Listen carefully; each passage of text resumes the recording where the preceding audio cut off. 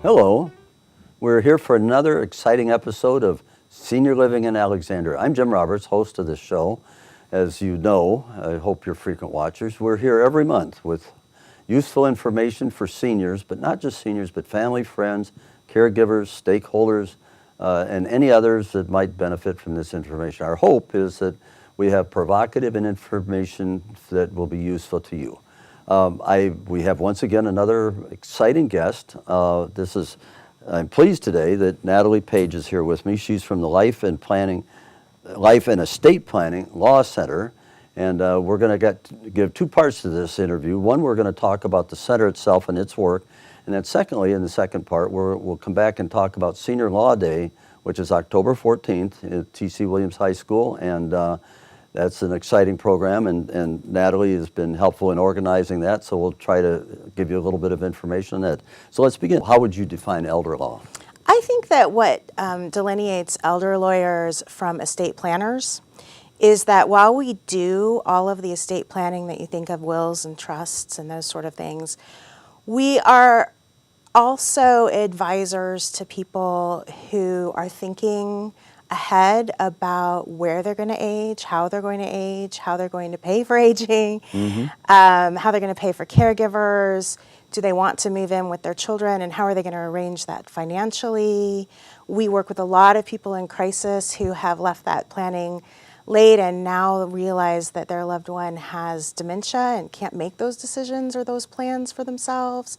We work with people who need to find a nursing home placement because maybe they've had a really bad fall or have gone into rehabilitation and realize that they're not going to be able to go home.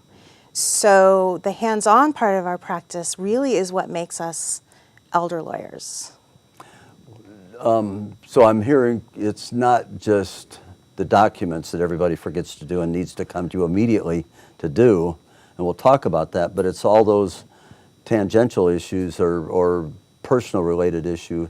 That's an unusual thing for a law firm, is it not? Or are there others that are like you?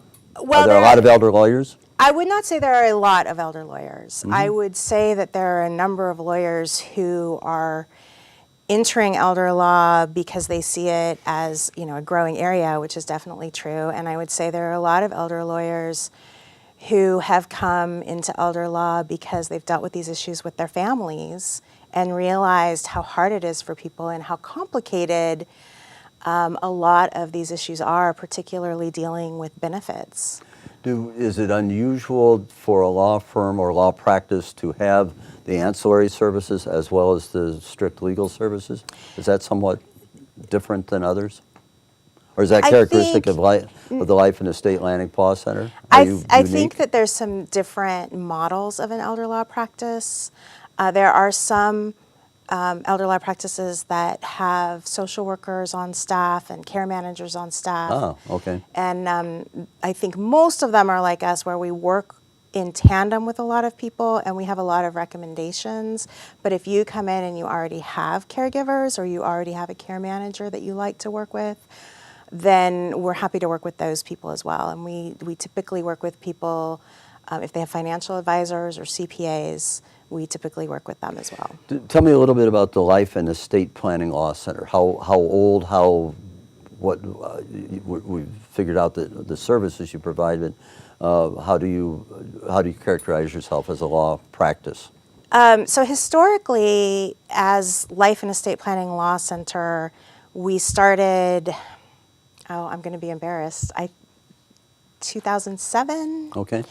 Before that, we were with Peter Straub, who was a very distinguished attorney in Alexandria. Barbara Anderson, who's the principal of Life and Estate Planning Law Center, had worked with him for a few years before I did. And it was really Barbara who transitioned that practice from a general practice to an estate planning elder law practice. What we really like to focus on is life planning. People often think of estate planning as your will and what happens after you die. Because we work with so many families in crisis, we really tend to be more focused on what you need to do to help people take care of you and to be able to pick the people who take care of you, and that's the life part. That's the life planning part. You use the term families in crisis. What typically set of events would cause them to seek you out? We What are often sorts of things? we often see two things happen. Mm-hmm. The first is often a fall that precipitates physical impairment. or other kind of injury, but usually a fall. Okay. That precipitates a hospital stay that leads to a stay in a rehabilitation facility with a decline that makes everybody realize either the person should not have been home at that time or is not going to be able to go home. And then that really causes a period of chaos where you have a limited period of time in the rehabilitation facility. Medicare only pays for 100 days and only under some very strict circumstances, which I would love to address in a few minutes because I think it's really important for people to know about. Mm-hmm. But you have a limited period of time. You are now dealing with somebody who may or may not be able to make their own decisions. So people will come to us and say, we don't even know where to start. Mm-hmm. We don't know where to start looking for the right place to live. We don't know where to start looking for people to help us. Maybe I'm going to say mom because I have to pick someone. Maybe mom isn't capable of making her own decisions. Maybe she can't sign the paperwork. If she doesn't have her documents in place to allow someone to do that, we have to pursue other avenues. So that is what I think of as crisis. Sometimes the crisis is, now we're going to use dad, is settled in the nursing home and things have been going fine, but we're running out of money. And we have to figure out how to pay for that. How do they find you? A lot of word of mouth. So doctors, hospitals, Care managers, nursing homes, non-elder rehab, care attorneys by referral, any means? other families. Okay. There is a organization that's an offshoot of a national organization called the Virginia Academy of Elder Law Attorneys, Oh, and they have okay. a website Okay. with a find a lawyer. Okay. And they actually have them for people who have family out of the state. They do actually have a national branch, the National Academy of Elder Law Attorneys, that also has a find a lawyer. So mom is in Alexander, she falls, there's an emergency, she gets medical attention, but that unearths all these other issues that might happen, and her kids are scattered in 5 places across the country. And so they might say, we need help in Alexandria that knows Virginia law, that's local, that can be a presence. And so they would then, through these means you just mentioned, be able to find you, and you would then engage them as a client. Sometimes mom's friends, people have used us before, but really the main way is any one of those mouths. We're going to have to go to a break just now. We're going to do introduce a cooking demonstration, but after that's over, we'll come back and I want to hear more about your firm and your practice, but particularly focus on Senior Law Day. Very excited for Senior Law Day. We'll be right back. Hang on.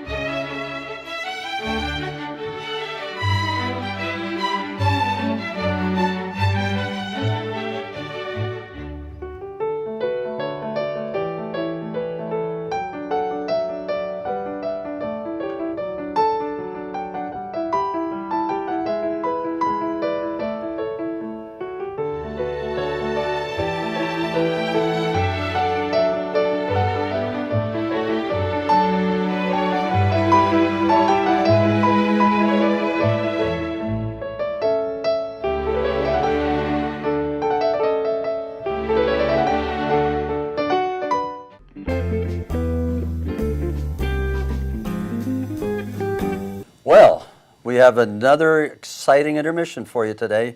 We're going to do another cooking demonstration where our guest, an honored chef today, is Madison Reeder. She's with the Inova Fairfax PACE program, but once again today she's got a delicious recipe that's simple, easy, nutritious, and it's targeted to seniors. So Madison, what are we going to do today? All right, today we are making a creamy tomato chicken pasta dish. Creamy tomato chicken pasta. Yes. Each word is magic. Yes, exactly. How are we going to do this? So, the title doesn't sound like it could be very nutritious, but I've got a lot of tips and tricks in here on how to make something that's so dense, so nourishing. So this is going to be a good one. Let's do it. So this one I love for seniors because you can make it as complicated so our chefs out there can really shine, or you can make it really, really simple so that you're just throwing a couple things together and still having a really nutritious meal. So the first thing that we want to do is we want to boil some pasta. So I actually used a different kind of pasta for this recipe to kind of show a little bit of something that's been popular in the media lately. I think last month I talked about, that gluten-free is really common, and I used it's a gluten-free pasta. It's a brown rice pasta, but actually I like it because the flavor's a little bit different. It's a little bit more dense, and for all of my pasta lovers out there, it's a really different alternative. It's hard to find? It's not. It's in most grocery stores. You can find it on the shelves, and you make it just like you would regular pasta. If that's not to your liking, you can use any pasta that you'd like, but I do recommend a whole wheat pasta because it's loaded with extra fiber. Yep. Those are the best ones we could choose. Fiber is good. Yes, All right. absolutely. Keeps that GI tract nice and healthy. So pasta. Yep, so the first thing we'll do is boil that pasta. While we're boiling the pasta, we want to make sure that we're looking at what our protein source is here. So what I have is some rotisserie chicken that I just got from the store. If you want to, you can grill your own chicken. You can use something different that's not chicken. You can use beef. You can use, something that's more vegetarian, so you can use chickpeas, whatever you'd like, but I chose a rotisserie chicken, and all I did was take it off the bone and shred it with a fork. So that's, again, something really simple for our seniors that we can do in our homes. Rotisserie chickens are the ones that are pre-cooked and that are so inviting in the capsule, and then you just take the meat off and Absolutely. Another trick here too is I also took the skin off the rotisserie chicken because the skin, while it's delicious, adds a lot of extra fat calories. Agreed. And it's really important when we cook to make sure that even if we're excellent cooks, that we're measuring the things that we're cooking so we're not adding extra calories that we're maybe not realizing. So by taking that skin off, it keeps that calorie count at a more healthy level. All right. So we've got our pasta, we've got our protein, and now we have to do the sauce. That's kind of the highlight of this dish. Yeah. So our sauce, I used some canned tomatoes. Now, like I said, for our chefs out there, if you want to get some tomatoes and prepare them how you'd like, you certainly can. But our canned tomatoes are really easy for our seniors, and a lot of them even have the pop tops. Are those whole or diced, I see? Yep, we took some diced tomatoes. Okay. So the recipe calls for 1 to 2 cans. I love tomatoes, so I went with 2 cans, and you could even go with 3 if you wanted to, which I did think about. So you're going to grab your tomatoes, and you're going to start with a pan. Put a little bit of our olive oil in there. Make sure you measure this out. That's really important. We just want 1 tablespoon of that olive oil, just 1, because it's a healthy fat, but we don't want too much of a good thing. Gotcha. Okay. So in that olive oil, we're going to saute some garlic and some onion, however much you'd like. Usually about 1 onion and a couple cloves, like 5 to 7 cloves of garlic is a good place to start. And you do that in a separate skillet to prep to get all those preparations. Yep, so that's so these are ready, and then you make the sauce. Absolutely. I got it. Yes. Okay. So once you've got that olive oil, garlic, and the onion cooking, it starts to get translucent, smelling really lovely in your home. Yeah. Then you add those tomatoes in. Again, 1 to 2 cans as your preference calls for. Stir that up. Just make sure that it gets nice and warm. That's really important.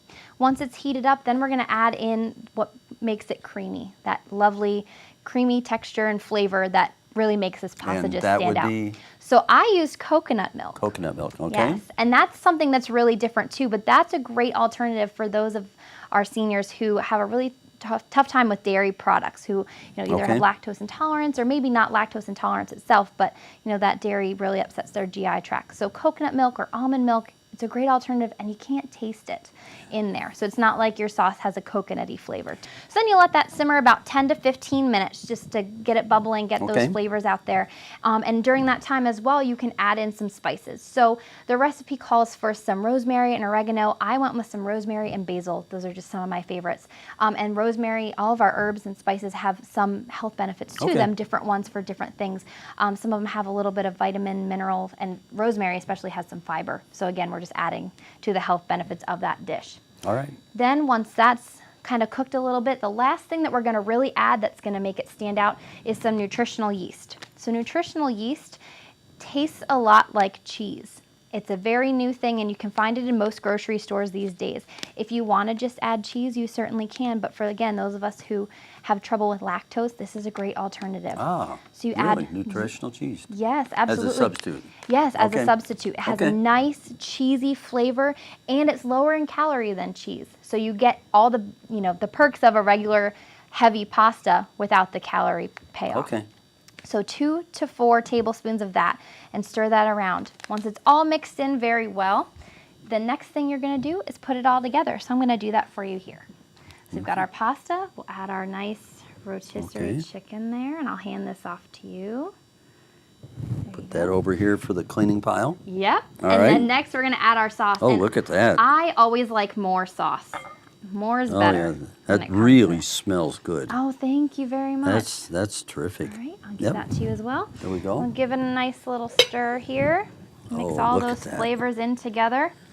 It's colorful. Yes, and that's all there is to it. You can put a side salad with it. You can eat it just as is, but it's an excellent healthy dish that's really, really simple to make. Yeah. Would you like to give it a try? Oh, yes, please. Why don't we do that? Here. Absolutely. You can put it into this bowl here, so it's easier for us to taste some. Look at that. There's a fork for Thank you. you, sir. All right, let's You want to dig go in. first? Sure. And I'll have some. Oops, I want to get some chicken. Yep, get a little bit of everything. Well done. It's Thank got you. the tomato. It's got the meat. It's got those nice flavors that are all cooked in. Yep, and this one's great too because you can make it at the beginning of the week and eat it throughout because the more it sits in your refrigerator, the better the flavors get. I'm a little uncertain. I better have a second bite. Absolutely, that's all yours. I'm glad you're enjoying it. I was right the first time. It's very, very good. That's wonderful. And that's really nutritious. I think you made some important points about lactose, about fat, about the things you have to think about as nutrition. But that's good. How long does it take to make this? Just about a half hour from start to finish. From doing the pasta, preparing the chicken, and making that all on the stove, it's about 30 minutes. So it's very quick, very nutritious, great for our seniors, and it's a great one, to share with our families. If they look at last month's episode, they'll have cherry crisp as a compliment to this. Yep, they'll have dessert for the dinner. They won't have to have another recipe. Well, maybe next month. We'll see. That's right. No, that's wonderful. That's very good. Well, thank you very much. I appreciate it. We're back, and once again, I'm here with Natalie Page. She's an attorney with the Life and Estate Planning Law Center. We're talking about some of the, not just legal issues that confront seniors, but the other things that affect them in their lives and how their firm and their skills, as well as others in elder law, are able to provide those services. We missed something from the earlier segment. That is, she had some special information on Medicare, how it relates to their services, and how it relates to some of the legal requirements. So let's start off with that. Tell us a little bit more about the always popular topic, Medicare. Well, it's one fact that I really want to get out to people because I should say I and other elder law lawyers in general, because I think it's something that people are not aware of. I think most people are somewhat aware that Medicare will pay for 100 days a year in a rehab facility. So if you break a knee, if you break a hip, or if you have knee surgery, they will pay for some of the rehabilitation if you can't go home right away.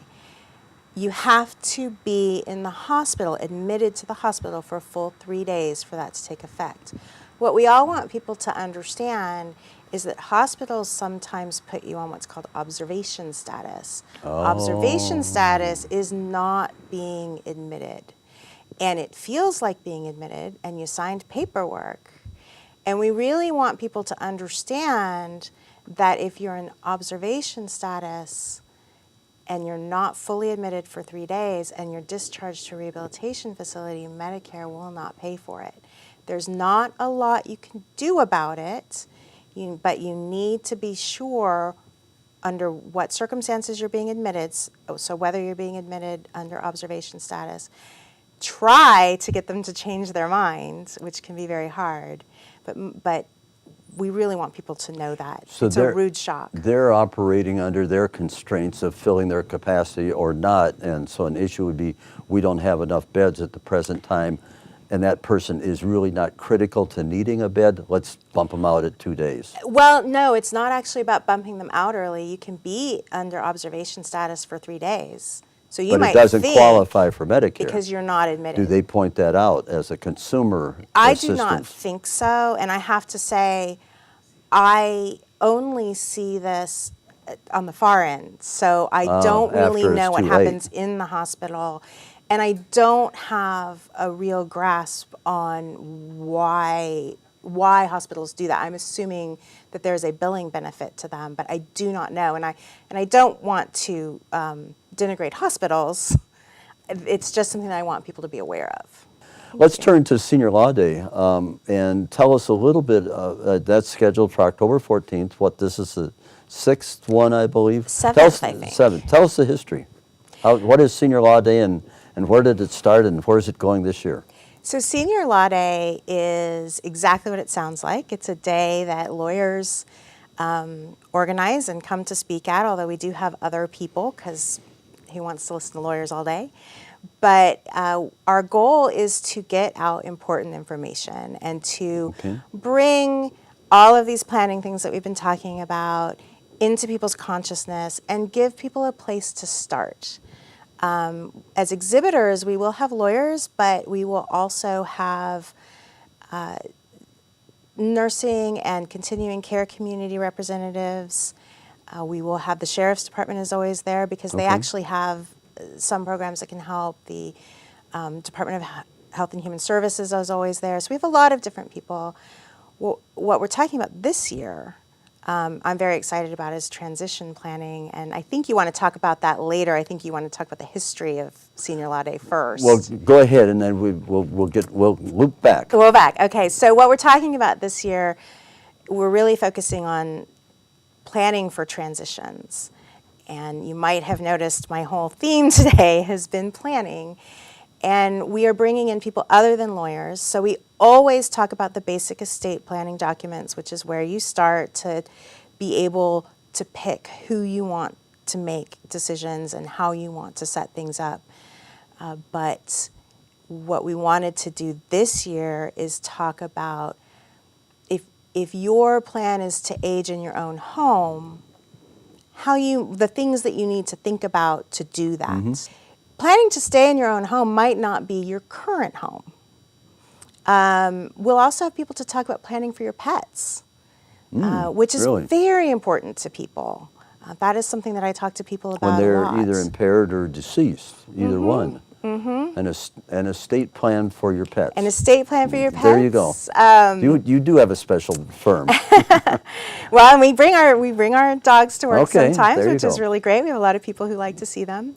We're going to be talking about planning for caregivers. We're going to be talking, I have to refer to my cheat sheet, I'm sorry.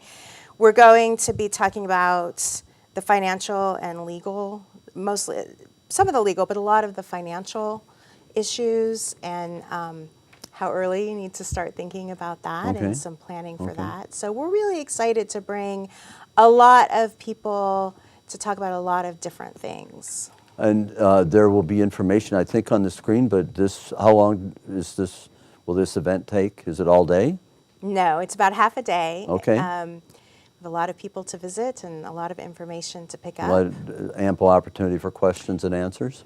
Opportunities for question and answers, and a lot of the presenters will also have tables there or will be around the edges where you can come and approach them and talk to them. Okay. What's been the general response to this? I mean, I assume there's a pretty good turnout year after year. There should be. It is, and we're excited. It's grown every year, and I I have presented every year except 1 year, and every year I've had people come up and tell me they've learned a lot, either a lot or 1 to 2 important things that they didn't know. Okay. And I feel like it's been a really positive Okay. day consistently. What is, are you an organizer of it as well as a presenter? Or have you been in the past, or has your firm taken the lead in that, or Well, what's the relationship? The real leader is Barbara Anderson, who's the Okay. principal at our firm. Right. And how the Alexandria Senior Law Day really came to be was kind of an amazing confluence of events, with Barbara being in the unifying factor. The Virginia State Bar had just published, and I'm going to hold it up shamelessly, the Senior Citizens Handbook, which is published by the Virginia State Bar. And it is not something that you would want to sit down and read all at once, but it has a lot of great information about Social Security, Medicaid, landlord-tenant law, dealing with an ombudsman, finding a nursing home, like just a lot of great information to give people some background and get And them that'll started. be available at the So we will have Senior Law these Day? at Senior Law Day. Okay. And they are often available at the libraries Okay. and at Senior Services of Alexandria. It's probably best to call them and ask them Okay. where you can get one. And that'll answer every question that you ever had? It will tell you what questions you need to start asking. Okay, all right. So Barbara was on the Senior Lawyers Conference Committee that published this. Okay, with the state, it's a state. With the State Bar. State Bar Association, okay. At the same time, she was heavily involved with Senior Services of Alexandria, which was looking for a project to bring even more value than they already did to the community. And at the same time, she was the president of the Alexandria Bar Association, and each president has sort of a project that they want to put forth or an area that they want to address during their year. And of course, seniors and senior law services are very important to her. So she was kind of in the middle of those 3 organizations, all of whom were looking to do something to bring more information and more resources to the seniors in our community. And Senior Law Day was it. Are seniors good at using your, do they recognize that there's a need and do something about it? Or are there vast yards and yards that they don't even know what to ask or where to get some help? How would you characterize the nature of seniors relative to your services?